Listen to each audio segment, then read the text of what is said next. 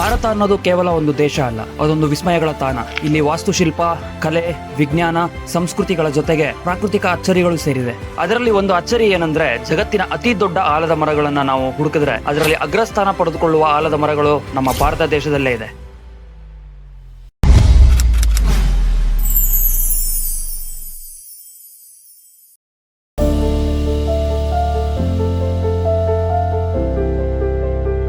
ನಮಸ್ಕಾರ ವೀಕ್ಷಕರೇ, ಎಲ್ರಿಗೂ ಬಿ ವ್ಲಾಗ್ಸ್ಗೆ ಸ್ವಾಗತ. ವಿಶ್ವದಲ್ಲೇ ಅತಿ ದೊಡ್ಡ ಆಲದ ಮರ ಅನ್ಸ್ಕೊಳ್ಳೋದು ಆಂಧ್ರ ಪ್ರದೇಶದಲ್ಲಿರುವ ತಿಮ್ಮಮ್ಮ ಮರ್ರಿಮನು ಅಂತ. ಇದು ಸುಮಾರು 5 ಎಕರೆ ವಿಸ್ತೀರ್ಣ ಹೊಂದಿದ್ದು 550 ವರ್ಷ ಹಳೆಯದು ಅಂತ ಹೇಳ್ತಾರೆ. ಇದಾದ್ಮೇಲೆ ಬರೋದು ಕೋಲ್ಕತ್ತಾದಲ್ಲಿರುವಂತಹ ದಿ ಗ್ರೇಟ್ ಬ್ಯಾನಿಯನ್ ಟ್ರೀ. ಸುಮಾರು 4.67 ಎಕರೆ ಹರಡ್ಕೊಂಡಿರೋ ಈ ಆಲದ ಮರ 250 ವರ್ಷ ಹಳೆಯದು ಅಂತ ಹೇಳ್ತಾರೆ. 3ನೇ ಸ್ಥಾನದಲ್ಲಿ ಗುಜರಾತಿನ ಕಬೀರವಾಡ ನಿಲ್ಲತ್ತೆ. ಇದು ಸುಮಾರು 4.32 ಎಕರೆ ವಿಸ್ತೀರ್ಣ ಹೊಂದಿದೆ. ಇದು ಬರೋಬ್ಬರಿ 500 ವರ್ಷ ಹಳೆಯದು ಅಂತ ಹೇಳ್ತಾರೆ. ಇದಾದ್ಮೇಲೆ ಬರೋದೇ ನಮ್ಮ ಕರ್ನಾಟಕದ ಹೆಮ್ಮೆಯ ದೊಡ್ಡ ಆಲದ ಮರ.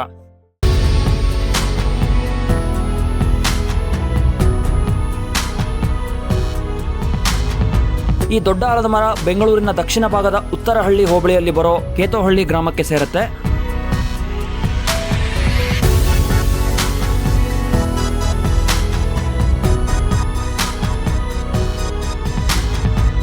ನಾಲ್ಕುನೂರು ವರ್ಷ ಇತಿಹಾಸ ಹೊಂದಿರುವಂತಹ ಈ ಆಲದ ಮರ ಇವತ್ತಿಗೂ ವಿಶಾಲವಾಗಿರಕ್ಕೆ ಕಾರಣನೇ ಇದರ ಆಧಾರ ಬೇರುಗಳು ಅಥವಾ ಪ್ರಾಪ್ ರೂಟ್ಸ್ ಅಂತಾನೂ ಕರೀತಾರೆ. ಪ್ರತಿ ಮರಕ್ಕೂ ತನ್ನ ಮೂಲ ಬೇರುಗಳಿರ್ತವೆ. ಅಂದ್ರೆ ಭೂಮಿಯ ಆಳದಲ್ಲಿ ಈ ಬೇರುಗಳು ಹರಡಿಕೊಂಡಿರ್ತವೆ. ಇದರ ಪ್ರಮಾಣದ ಮೇಲೆ ಮರ ಎಷ್ಟು ಗಟ್ಟಿಯಾಗಿ ನಿಲ್ಲತ್ತೆ ಅನ್ನೋದನ್ನ ನಾವು ಊಹೆ ಮಾಡಬಹುದು. ಇದರ ಜೊತೆಗೆ ಮರದ ರೆಂಬೆ ಕೊಂಬೆಗಳು ಕೂಡ ವಿಶಾಲವಾಗಿ ಬೆಳೆಯುತ್ತೆ. ಮತ್ತೆ ಈ ರೆಂಬೆ ಕೊಂಬೆಗಳು ನೆಲಕ್ಕೆ ತಾಗಿ ಇಡೀ ಮರಕ್ಕೆ ಸಪೋರ್ಟ್ ಆಗಿ ನಿಲ್ಲತ್ತೆ. ಇದನ್ನ ನಾವು ಪ್ರಾಪ್ ರೂಟ್ಸ್ ಅಥವಾ ಆಧಾರ ಬೇರು ಅಂತ ಕರಿತೀವಿ.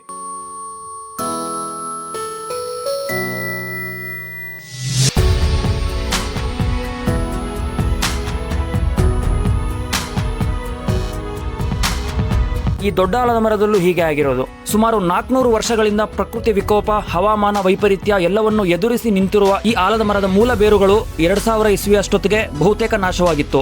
ಆದರೂ ಸಹ ಇದರ ಆಧಾರ ಬೇರುಗಳು ನೆಲಕ್ಕೆ ಬಿದ್ದು ಹೊಸ ಕಾಂಡಗಳಾಗಿ ಬೆಳೀತಾ ಹೋಗಿದೆ. ಅದಕ್ಕೆ 3 ಎಕರೆ ವಿಸ್ತೀರ್ಣ ಈ ಆಲದ ಮರ ಹೊಂದಕ್ಕೆ ಪ್ರಮುಖ ಕಾರಣನೇ ಈ ಪ್ರಾಪ್ ರೂಟ್ಸ್ ಅಥವಾ ಆಧಾರ ಬೇರುಗಳು ಅಂತ ಹೇಳ್ಬೋದು.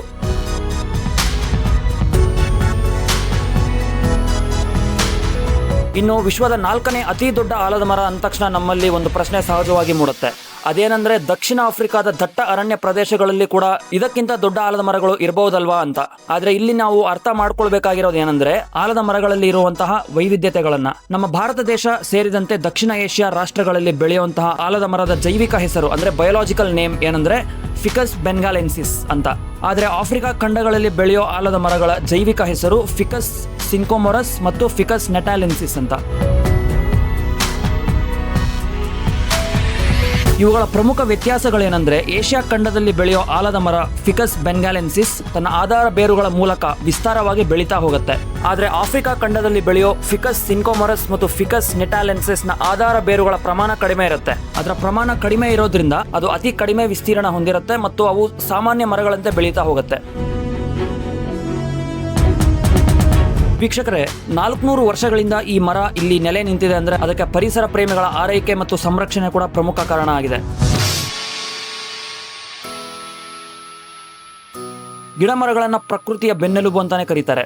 ಈ ಗಿಡ ಮರಗಳ ಸಂರಕ್ಷಣೆ ಕೇವಲ ಪರಿಸರ ಪ್ರೇಮಿಗಳ ಕೆಲಸ ಮಾತ್ರ ಅಲ್ಲ, ಇದು ನಮ್ಮೆಲ್ಲರ ಕರ್ತವ್ಯ ಕೂಡ ಆಗಿದೆ.